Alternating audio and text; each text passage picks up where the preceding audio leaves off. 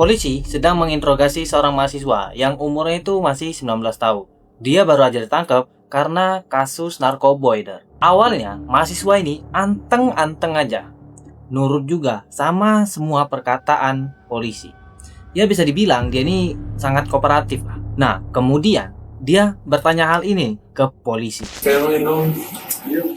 And the kids. Pretty old.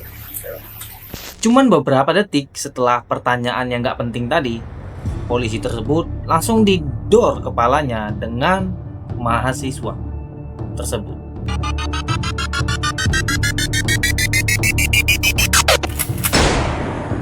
Apa yang sebenarnya terjadi?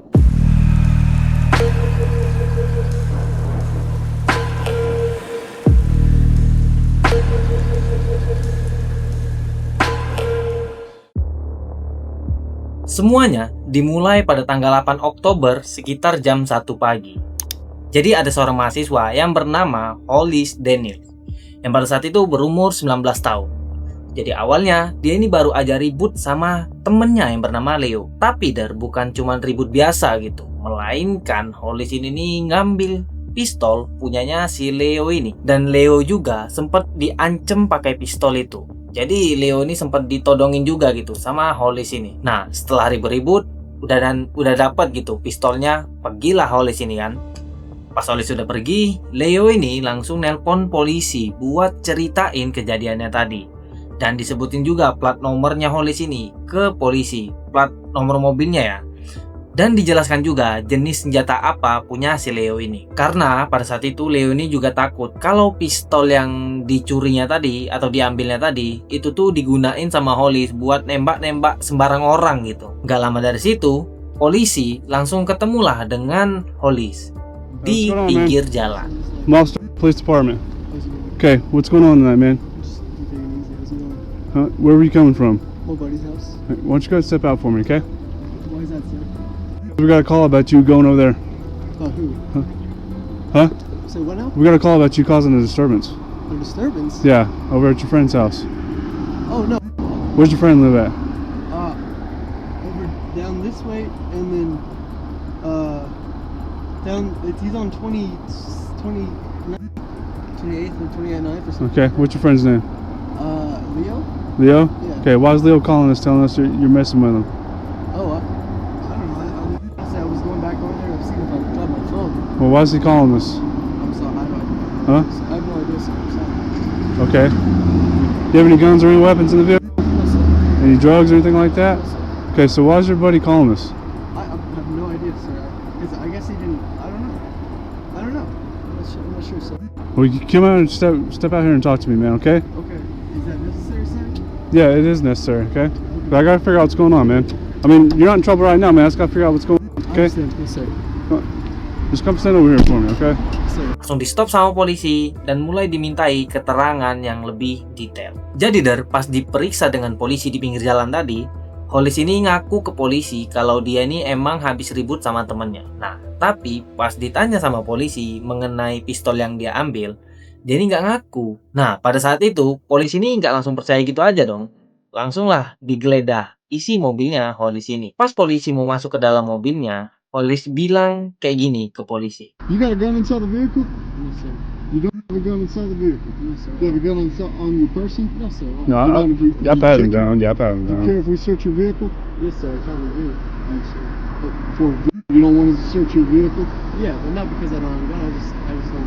I don't need consent for that. I just think it's not necessary. I'm on my way home. No, it is necessary because right now you're involved in an investigation. Oh no, sir. No. Where are you coming from? I was coming from my buddy's house. I just explained to him. We had a little dispute. He knocked my phone out of my phone. It wasn't like assault or anything. He knocked my phone out, and so I went back over to his house, and I was looking for my phone to see if it was on the ground, but I couldn't find the phone. Okay, that's not what we're getting. That's why I'm asking if you have a gun in your phone. No. Okay, so you don't want me to search that? Yes, sir. You don't. Yes, sir. I cannot search your vehicle for a gun. Yes, sir. Okay, then hang on to. I'm gonna go there and see what's going on that side, and I'll be back over here. Okay. So might as well just put him in the back of your vehicle. Okay. All right. Can you figure out what's going on? Okay. Yeah, go ahead and step over with me then. Wait, Okay. what? What is that a gun? Yeah. Dikarenakan polisi belum ada bukti yang kuat untuk menggeledah mobil Hollis, polisi akhirnya ngelepas Hollis cuma-cuma.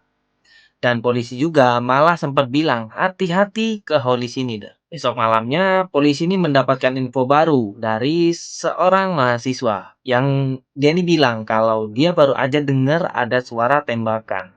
Dan dia juga melihat orang yang pakai pistol itu. Yang gilanya, pelakunya ini ada di area kampus pula. Ya udah pasti, di pikiran pertama petugas pada saat itu, pasti ini ulahnya si Hollis ini. Tanpa pikir panjang, petugas ini langsung meluncur ke asrama Hollis untuk digeledah kamarnya. There's a gun right here.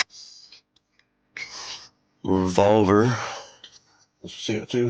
Probably is some drugs and paraphernalia in there, but we can't tell from plain view, so we'll just go ahead and seize all that. And I don't know what those pills are, but there's another in there.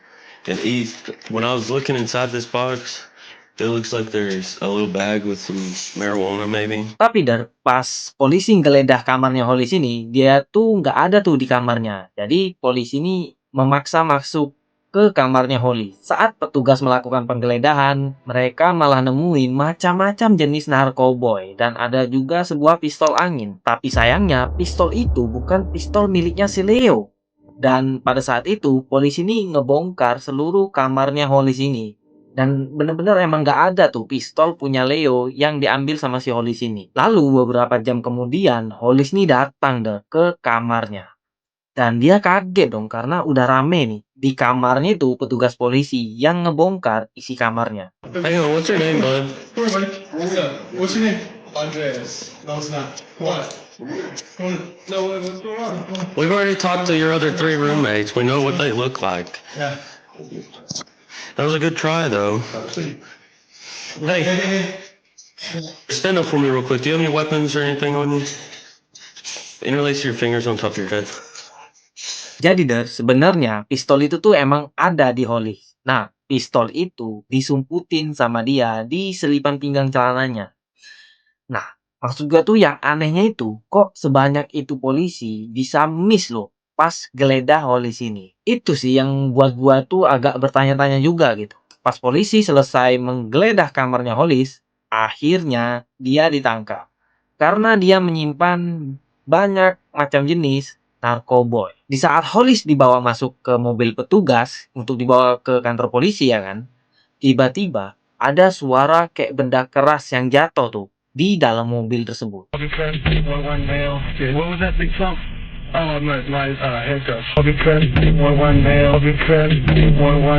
Pas petugas bertanya suara itu, dengan santainya Hollis jawab, itu suara borgol saya pak, katanya. Yang padahal suara benda jatuh tadi itu tuh suara pistol yang disimpannya. Dan emang bener-bener gila ini. Memang aneh banget gitu. Masa bisa selalai itu gitu polisi ini ya kan. Padahal dari setiap tanda-tanda buat nemuin pistol itu udah ada loh. Tapi polisi juga dengan santainya nggak periksa bener-bener si Hollis ini. Emang kalau lagi sial tuh ya gini lah, ada aja gitu. Sampailah petugas dan Hollis ini di kantor kepolisian Texas. Dan Hollis juga pada saat itu benar-benar nurut banget lah sama polisi. Dia nggak ngelawan sama sekali. Pokoknya benar-benar sopan lah cara si Hollis ini. Nah, itu juga yang ngebuat borgol dari Hollis ini dilepas sama polisi. Saking sopannya tadi ya kan, jadi polisi ini percaya aja gitu.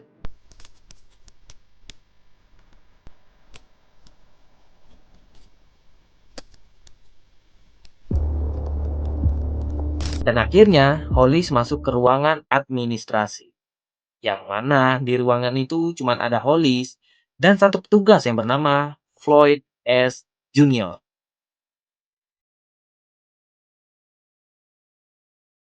Jam 19:40 malam hari, petugas Floyd ini lagi menyiapkan dokumen buat penanganan kasusnya Hollis. Dan dengan santainya, Hollis ini mencoba basa-basi dengan petugas Floyd. Family at home?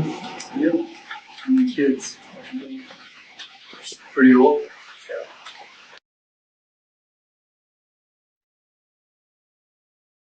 Ya bisa kalian lihat, pistol yang dicari-cari sama polisi dari awal tadi, ternyata ada di balik kaos kakinya. Sayangnya setelah basa-basi itu, tugas Floyd S. Jr.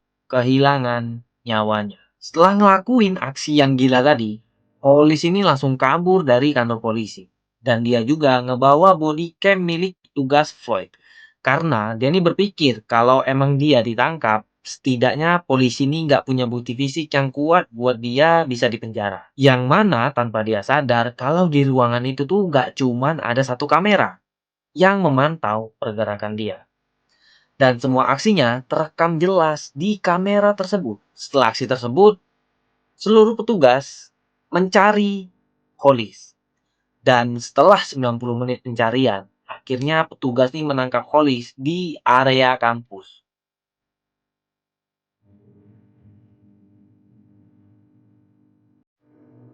Saat diinterogasi, reaksi Hollis nih ngebuat para petugas agak kaget gitu. Karena dia nih nggak ngerasa bersalah sedikit pun sama apa yang udah dia lakuin ke seorang petugas polisi yang pada saat itu sedang bekerja untuk mencari nafkah keluarga. Hollis malah lebih panik kalau dia dikeluarkan dari kampus. This may be a little more extreme. I think that they're probably going to keep me out of Texas Tech High School.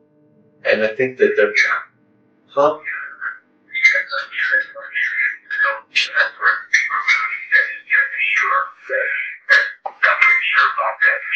Dari semua kejadian tersebut, akhirnya juri di pengadilan memutuskan hukuman penjara seumur hidup tanpa kemungkinan bebas untuk Hollis ini. Kalau lo benar-benar merhatiin detail dari kejadian ini ya, sebenarnya udah banyak nih kesempatan untuk polisi ini bisa dapat pistol yang dibawa sama Hollis ini. Tapi sayangnya ya beginilah akhirnya. Jadi kalau lo lihat di berita-berita ada polisi yang begitu tegas dan keras sama seorang kriminal, ya mungkin mereka mengantisipasi kejadian yang seperti ini. Terima kasih buat yang sudah tonton, subscribe channel gua kalau lo suka dengan pembahasan yang seperti ini. Gue Ega Zulpanda pamit, sampai jumpa di case selanjutnya. Bye-bye.